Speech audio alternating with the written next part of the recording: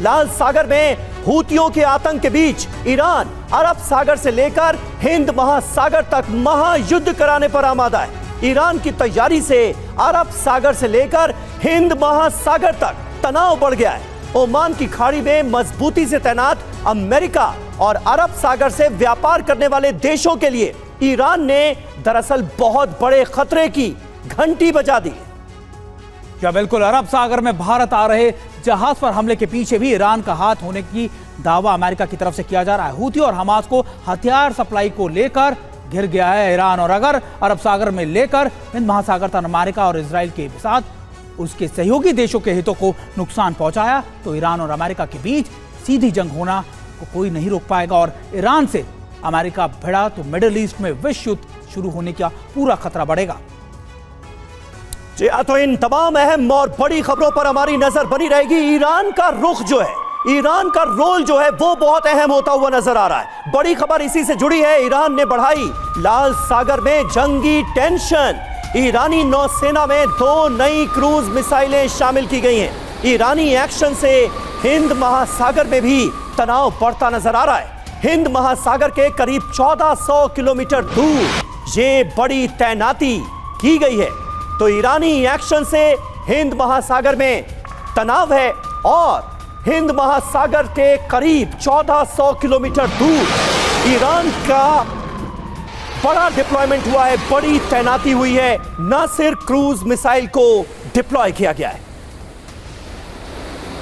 तो खतरा बढ़ता नजर आ रहा है, समंदर सुलगता नजर आ रहा है और बड़ा रोल ईरान का साफ तौर पर नजर आता है। ईरान और अमेरिका के बीच सीधे तौर पर टेंशन बढ़ती हुई हम देख रहे हैं। और आइए आपको दिखाते हैं कि ईरान के पास बंदरगाह से अरब सागर और हिंद महासागर की दूरी कितनी है और ईरान की क्रूज मिसाइल की तैनाती से कैसे इस पूरे रीजन को खतरा हो सकता है। ये देखिए, मैप के जरिए हम आपको समझाने की कोशिश कर रहे हैं कि अरब सागर से लेकर हिंद महासागर तक ईरान का खतरा कैसे बढ़ता नजर आ रहा है। इस मैप के जरिए आप अंदाजा लगा सकते हैं कि डिप्लॉयमेंट किस लेवल का किया गया है और ईरान के पीछे इसकी मंशा आखिर है क्या। फारस की खाड़ी से लेकर किस तरह से हिंद महासागर के तमाम एरियाज अब ईरान की जद में नजर आते हैं इस डिप्लॉयमेंट के बाद, ये आप समझ सकते हैं। और हमारे साथ कुछ खास मेहमान भी इस वक्त मौजूद हैं, उनसे आपका तारुफ करा दें। ब्रजेश जी हमारे साथ इस वक्त मौजूद हैं और राजेश कुमार साहब हमारे साथ मौजूद हैं डिफेंस एक्सपर्ट के तौर पर। ब्रजेश जी, इस डिप्लॉयमेंट को आप कैसे देखते हैं? और ईरान और अमेरिका की अदावत बहुत पुरानी है, लेकिन इजराइल और हमास के बीच जंग शुरू होने के बाद जो कुछ घटता हुआ हम देख रहे हैं वो आने वाले वक्त के लिए कितनी बड़ी चेतावनी है, कितना बड़ा खतरा है? समीर, पहले तो मुझे अपने यहाँ आमंत्रित करने के लिए धन्यवाद और दर्शकों को आज क्रिसमस की बधाई देता हूँ। आपका जो सवाल है बहुत ही अहम है। इनफैक्ट ये जो अरेबियन पेनिनसुला है उसमें पर्शियन गल्फ और रेड सी को मिला दें तो ये बहुत ही सेंसिटिव रहा है बहुत सदियों से, या कहेंगे दशकों से, और यहाँ शांति बरकरार थी क्योंकि अमेरिका का सेंट्रल कमांड का बहुत हेवी डिप्लॉयमेंट यहाँ रहा है।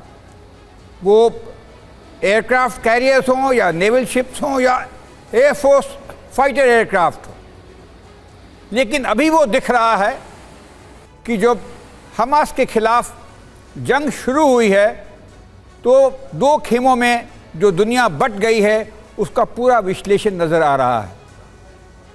ये क्यों हुआ?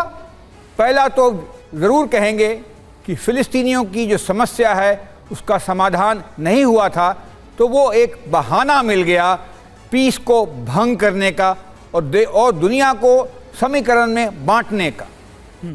ईरान और सऊदी अरेबिया के बीच में जो द्वंद्व है बहुत ही पुरानी है, बिल्कुल, उसका भी इसके साथ लिंकेज होता है। बिल्कुल सर, देखिए लगातार सऊदी अरेबिया जी बिल्कुल यूएसए का करीब आना, अब्राहम अकॉर्ड का महत्वपूर्ण फैसला होना, इजराइल के साथ संधि करना, ये सब चीजें ईरान को खटक रही थी और पीछे साथ में ईरान के सपोर्ट करने वाले बिल्कुल सर, आपका रुख करेंगे।